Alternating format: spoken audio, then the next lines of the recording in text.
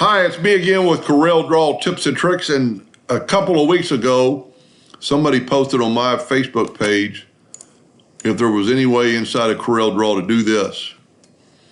And I couldn't ever figure out a way, and I've talked to a couple of my mentors, and he's actually working on it. But the gentleman that's given us this free macro, this is pretty cool.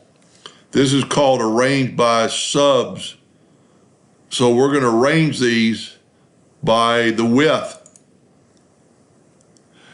And then if you wanted to, you could apply his other macro, which is spaces between, and you could do that right there, and you could arrange those shapes. Doesn't have to be a triangle, it could be any length of lines, and you could just have, let's just do a couple. Now, one thing I did learn by doing this, you have to kind of have it center justified and everything.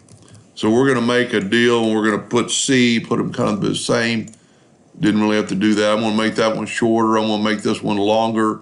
I'm going to make this one really short, this one mid-size, and we'll change this one up just a little bit, make it really long.